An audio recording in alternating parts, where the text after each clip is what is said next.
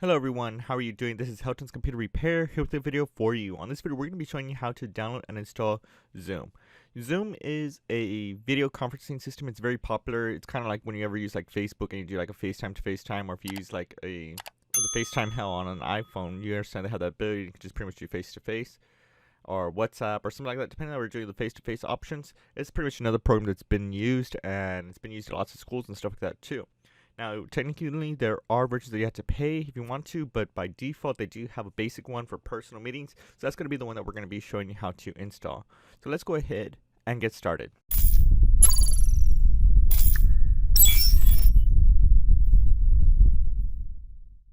So first thing to do is go ahead and open up a browser. I'm going to go ahead and open up the Microsoft Edge.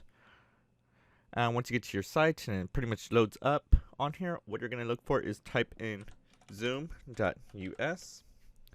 And it takes us to their site, and here it is. It tells us pretty much it recognizes a Magic Quadrant Leader, says very popular program, and already tells you on the top left that it's a video conferencing, web conferencing, webinar, screen sharing. So it's a cool feature that's there.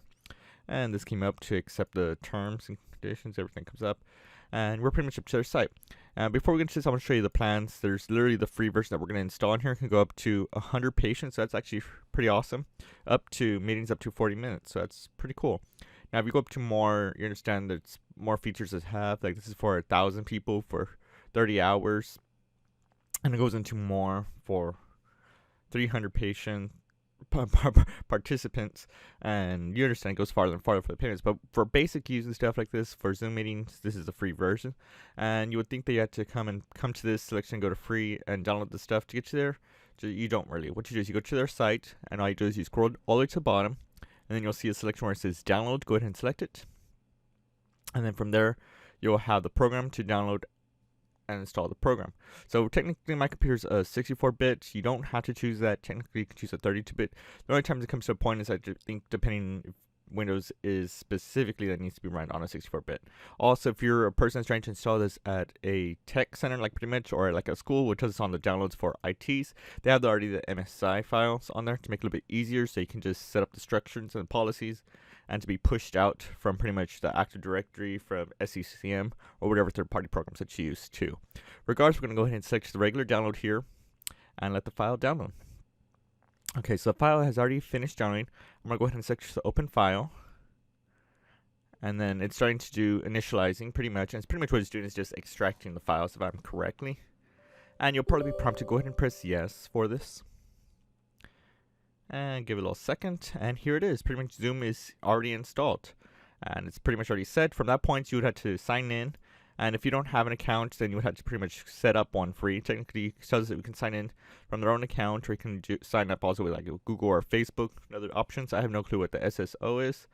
I would have to look into details, but you get the point. The program is installed. Now, if I exit out, you're going to wonder if it's still in use. It's not showing there, so it does exit out on that point. And we're going to look for that program again that was called Zoom. So I'm going to go ahead and scroll down, and here's the program. If you can't see it, it's right there. If you want to make it easier, you can probably right-click on it and select more and select open file locations, and I'm pretty much going to copy this.